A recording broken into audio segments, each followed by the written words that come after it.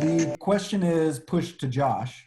And the question is mainly because Josh is an expert on digital signal processing. And so, well, he took the classes from experts in digital signal processing.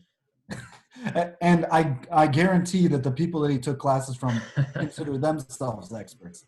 So, so he should, and he got A's, I'm sure. So he's pretty well versed. So digital signal processing is essentially a filter of sound, right?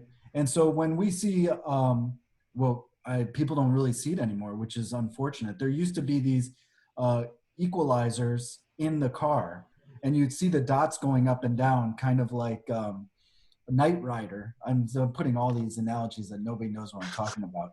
I highly recommend checking out both of these because they should go back to the car. Even though they serve no purpose, they were just visually cool. But essentially what they were showing is different frequencies of sound. They would take a sound and they'd break up the sound into its different parts. I'll let Josh explain that further. But so it's essentially a filtering of sound that gets used pervasively within our current worlds.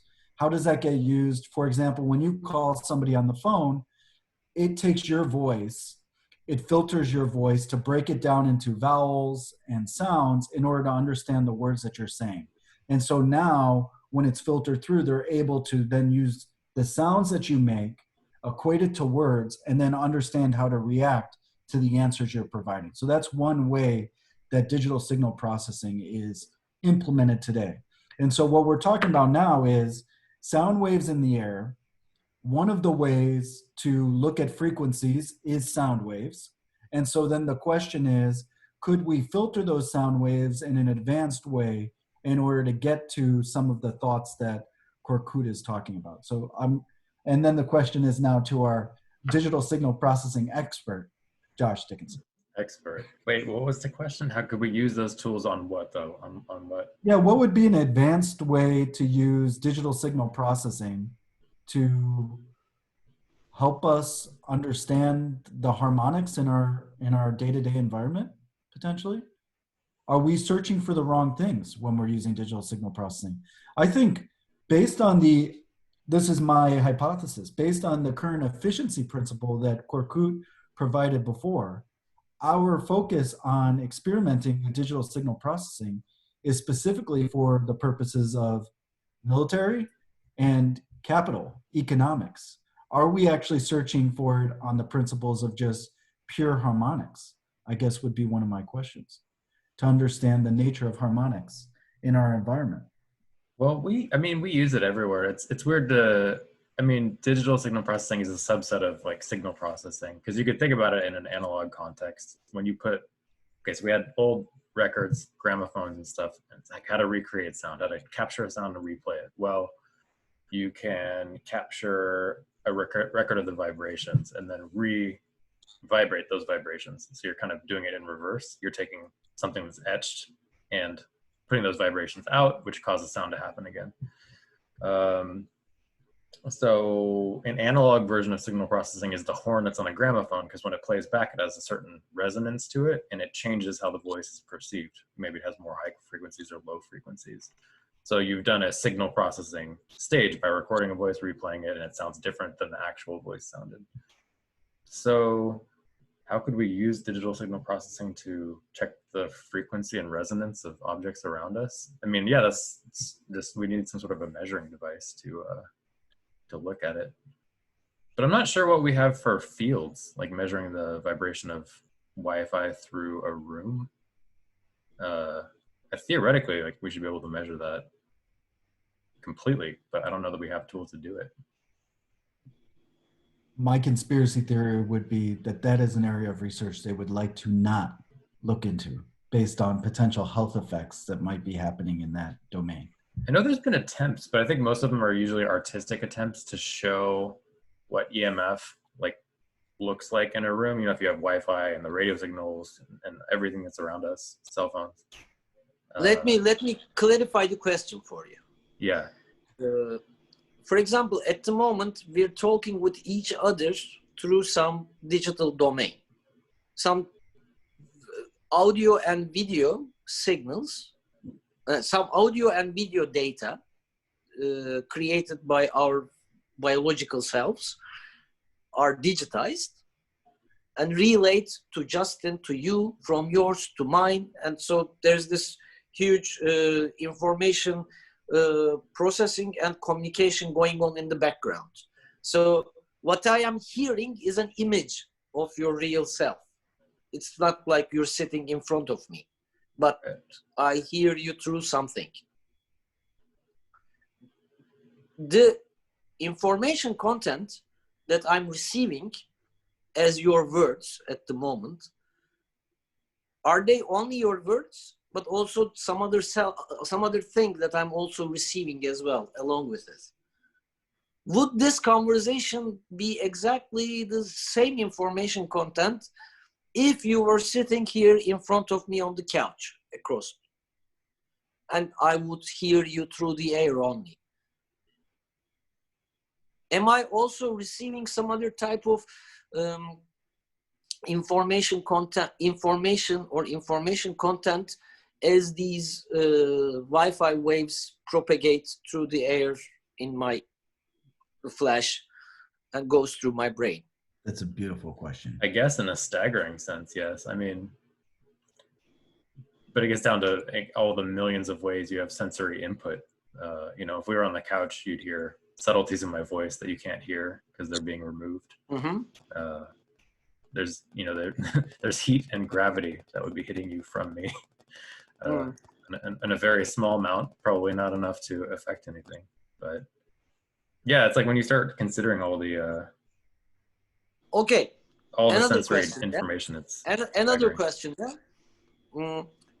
You sitting in front of me, and we are just communicating through the air with the sound waves only, versus I communicate with you through this digital domain where your voice is first digitized and then reprocessed into sound again. And also there's this Wi-Fi signal going inside the room. I am quite aware of one part of the information. I can understand the English words that you're saying. I can understand the meaning inside the sentences. So half of the cup is full. I understand what you're saying. So that information content is reaching me as normal, regular language. But there's some other data going through my flesh as well. And because my ears are hearing you and can process what you're saying and creating meaning in my head, but also I'm being penetrated by these other waves, can I be developing another talent of deciphering the Wi-Fi waves as well? Can I learn it? No, you totally are, actually. I mean, you're definitely acclimating yourself to a new environment, right? And I think that's amazing. So I think the people who are actually at the forefront of this, Josh showed me a picture of Chinese students who have neurological devices on their head while the teacher is teaching right now. Have you seen these? I was going to say, to answer Korkut's question, we need to have an MRI machine and then have someone listen to a Skype conversation versus the actual conversation and record the differences in their brain. Because I'm sure you're right, there's a million differences. Maybe we as humans, because we were never being exposed to this radiation before. Like 30 years ago, it was not this intense. There was this FM radio transmission and television transmission, but no digital transmission going around, no Wi-Fi towers, nothing. But today, we are all immersed into this. And as we live more and more inside this, I think we can develop an understanding, or we can develop a certain sensory awareness, or at least condition ourselves to understand this. For example, if you without listening to you, by turning off the audio, could I still understand you, kind of thing, what I'm talking about. Right, like actual direct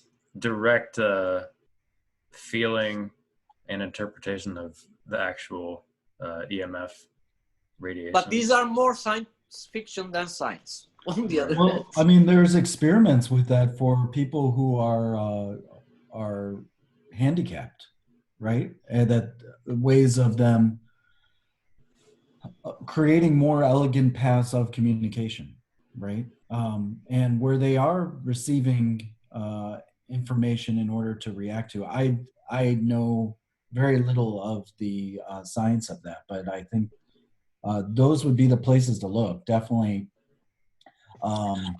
those MRI headsets to understand neurological patterns, and then secondly, the current devices for accessibility and where that research is currently. I think that those two would be part of the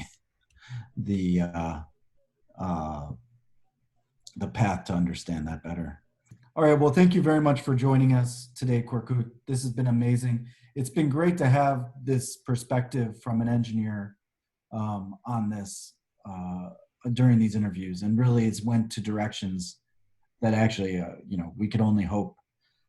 I guess my question is, because we come from different backgrounds, what kind of advice would you provide to a student or somebody who wants to study this further and kind of go more towards a direction that you studied?